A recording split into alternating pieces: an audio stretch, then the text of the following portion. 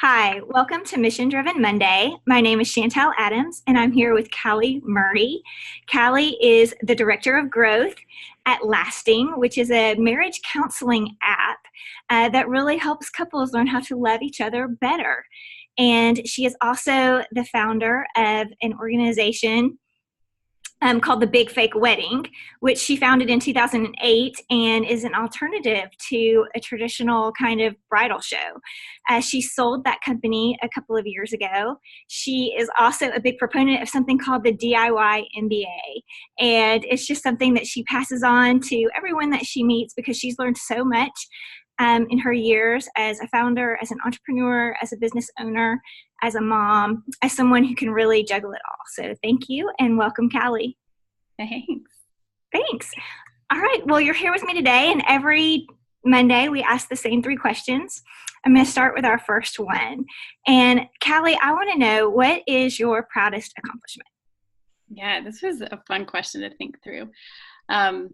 I think my proudest accomplishment has been, I think, being able to move to different cities and just really get connected and plugged into different cities. And I would say the single one would be the first time we moved. My husband's in the military. So we moved to California right after we got married, about a year after we got married. And we were little babies. I was 22 maybe. So moved from Georgia to California, and we just, I don't know. I think it's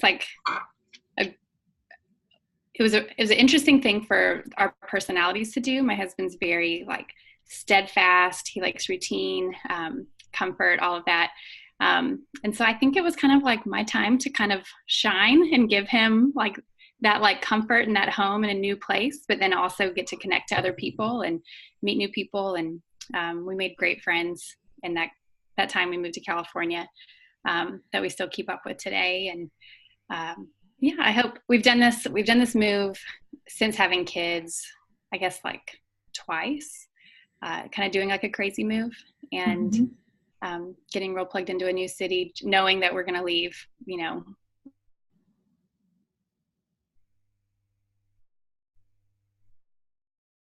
Answer. That's a weird answer.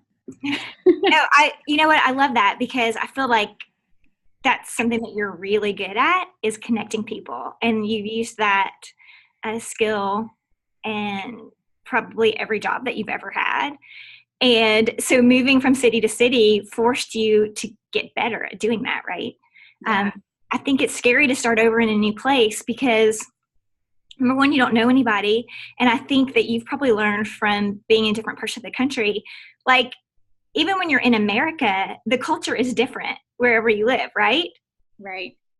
Totally. What's interesting too is moving with the military is not only are we in a new part of the country, but there's likely a big change going on within our family as well. So when we moved to California, he had this crazy military training we had to do. So we're adjusting to that job and that dynamic, but then also a new part of the country. Or when we moved back from California to Augusta, Georgia, we had a 1-week-old baby. And so that was new. So I don't know. I think the move, when I think of the moves, I think of how crazy they have been, all the different layers of crazy too. And I feel really proud of them. Yeah, you should be. Well, I should mention that you are married. Your husband did spend some time in the military, and he still does some traveling and things like that, and that you have 3 little girls. And so in this new season where you're back in the Atlanta area, which is kind of where your family lives and where you're from, and with 3 little girls, what are you learning right now in this season? Yeah. So the big news for our family as of the last month or two is I took a new job. And it's a marketing growth position. And I think the thing that this job is teaching me, which is something that I did not do a great job of when I owned my own business, but I think this job is teaching me how to find value in myself and who I am as a human being, and then be valuable at work, and to not have those two be the exact same thing. So especially in a marketing and growth type position where there are pretty high expectations and goals, and oftentimes goals that we likely won't meet. or we know that they're like super stretch goals that are going to be hard to meet. I think I'm just having to learn that like I have to find value in who I am as a human being outside of work, you know? Yes. I'm an Enneagram 3, and I think that's a hard thing for me. And with my time doing the business for 8 years, I think I don't feel like I feel like I learned a lot of those lessons or experienced kind of these things, and I'm able to really like process it and learn the lessons now with time and perspective, if that makes sense. Yeah. So I'm hoping now that I start this new job, I can kind of keep that perspective here at the front end rather than having to have it on the back end, you know? Yeah. Well, it's interesting that you said that, because I feel like that's something I've really been thinking a lot about too, is just how my identity is not tied up necessarily in what I do. Mm-hmm. And it's so hard because I feel like who we are is oftentimes, you know, it's how we look, it's how much money we make, it's what we do, it's who we know. And to be able to separate out that who we are intrinsically as a person is very difficult. And I know that you mentioned the Enneagram, which is so popular right now. We've talked about it on other episodes as well. And actually, I have company this week, and my sister-in-law and brother are trying to kind of figure out who they are. I'm a 5 on the Enneagram, which I like the fact that 5s are learners. But one thing about 5s is that it says that they're the most emotionally detached of all the numbers, and that they like to be alone and things like that. And I'm like, that is not who I am. Mm-hmm. And so it's also easy to sort of put yourself in a box, right? And to be like, I'm a 3 and this is who I am. And I'm a 5 and this is who I am. And then this is who I am at work. And this is who I am at home. And we're so complex. Mm-hmm. And, you know, you can't wrap a person up in a number or in their job or anything. And so really, I think that's a good lesson for all of us, is just try to figure out who we are and to be able to put the best of who we are into our work and into our families and into ourselves, but not to wrap all of those things up together. Yeah, completely. I've read too that the healthiest 3 is a 3 who's failed, and who's failed like in a big way. And it's interesting because I met with a girl recently who's in her 20s. She's a 3, and you could tell she's like almost like frantic to stay on top, if that, you know. And I asked her, I was like, "What's something that you've like really failed at?" And she couldn't come up with anything, which is true, because I think failing's hard for anybody, but I think a 3 in particular just really tries to avoid failure. So either they're not going to do something they know they're going to fail at, or they're going to spin something so it doesn't look like failure, right, or they're just going to try so hard that they actually don't fail. So I think what I'm learning right now is walking into this new job, and I feel like I want to play to win the job, whereas in the past I think I played not to lose, if that makes sense. Like I just didn't want to fail. Right. And now I feel like, you know, if like we've got these crazy expectations and high goals, and it's fast paced, and I'm going to have to fail at some of these things that I'm trying here, and that's going to have to be okay. So we'll see how that goes. Yeah. I'm at the but in a way, ironically, you'll be winning because that's the healthiest 3. So yeah, right. There we go. See, done it. Yeah, exactly.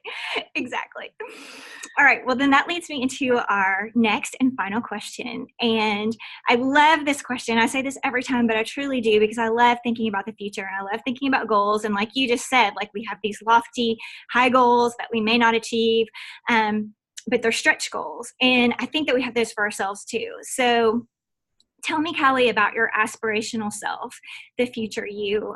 What do you want the future Callie to look like? Who is she? Yeah, that's great. So I think the women that I respect most are the women that somehow balance confidence and grace.